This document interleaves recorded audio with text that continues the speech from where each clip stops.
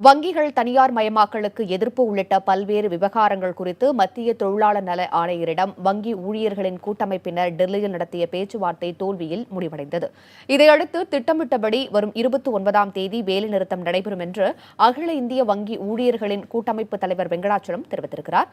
இதுபற்றி அவரிடம் டெல்லி செய்தியாளர் நிரஞ்சன் நடத்திய கலந்துரையாடலை பார்க்கலாம்.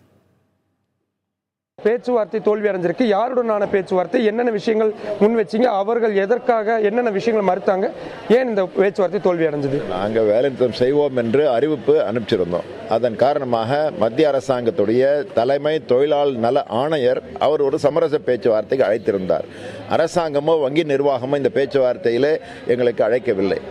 அந்த தொழிலாளர் நல அமைச்சகத்துடைய முயற்சியின் காரணமாக சமரச பேச்சுவார்த்தை நடத்தப்பட்டது. அதில் எங்கள் கோரிக்கைகளை சொல்லியிருக்கிறோம். வங்கியில் இன்றைக்கு தனியார் மயம் செய்யக்கூடாது. இன்றைக்கு 1,16,00,000 கோடி மக்களுடைய சேமிப்பு இன்றைக்கு இருக்குன்னு சொன்னால் அதை தனியார் மயம் செய்யக்கூடாது, பாதுகாக்க வேண்டும், பொதுத்துறையில் இருக்க வேண்டும், பொதுத்துறை விஸ்தரிக்க வேண்டும், மேலும் அதிகமான கடன்களை சாதாரண மக்களுக்கு கொடுக்க வேண்டும், இதெல்லாம் சொல்லியிருக்கிறோம். அதையெல்லாம் நாங்கள் இன்றைக்கி ஏற்றுக்கொள்ள மாட்டோம். இது சீரமைப்பின் காரணமாக இப்படிப்பட்ட முடிவுகள் எடுக்கப்பட்டிருக்கின்றன அவர் சொல்லிவிட்டது காரணத்தினால பேச்சுவார்த்தையில் எந்த விதமான முன்னேற்றம் இல்லாமல் தோல்வியுற்று இருக்கின்றது.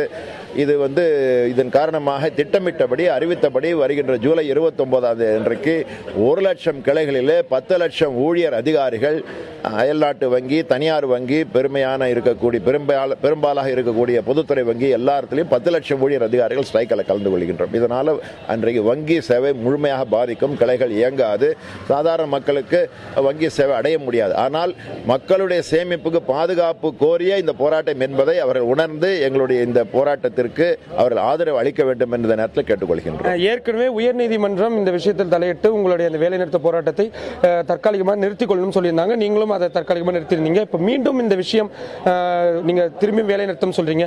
மீண்டும் நீதிமன்றம் தலையிட்டு உங்களுடைய வேலைநிறுத்த போராட்டத்தை நிறுத்திக் கொள்ளுமாறு சொன்னாலோ இல்ல மத்திய அரசின் சார்பாக உங்களுடைய பேச்சுவார்த்தைக்கு அழைப்பு விடுத்தாலோ உங்களுடைய அடுத்த கட்ட நடவடிக்கை என்னவா இருக்கும்? இந்த வேலைநிறுத்தத்தை நிறுத்திக் கொள்வதற்கான பரிசீலனை ஏதாவது பண்ணுவீங்களா? பேச்சுவார்த்தைக்கு இனிமேல் இடம் கிடையாது. காரணம் இது எங்களுடைய கொள்கை என்று அறிவித்து விட்டார்கள். ஆக பேச்சுவார்த்தைக்கு ஒன்றும் வாய்ப்பு இல்லைன்னு நினைக்கிறேன். உயர் நீதிமன்றங்கள் மூலமாக தொழிலாளர்களுடைய வேலை நிறுத்த உரிமையை பறிக்க முடியாது. தற்காலிகமாக தடை உத்தரவிற்கு அந்த வழக்கு தொடர்ந்து கொண்டிருக்கின்றது. அதை நாங்கள் இன்றைக்கு அது மேலும் தொடர்ந்து பேசப் போகின்றோம். ஆனால் இது வேறு ஒரு ஸ்ட்ரைக் நோட்டீஸ் காரணமாக 29 நடந்து கொண்டிருக்கின்றது. அரசாங்கமோ அல்லது நிர்வாகங்களோ நீதிமன்றத்தின் மூலமாக தொழிலாளருடைய எதிர்ப்பை தடுக்க முடியும் என்று நினைச்சா அது தவறான முடிவு. அதன் காரணமாக போராட்டங்கள் இன்னும் தீவிரமாக கூடிய ஒரு ஆபத்து இருக்கின்றது.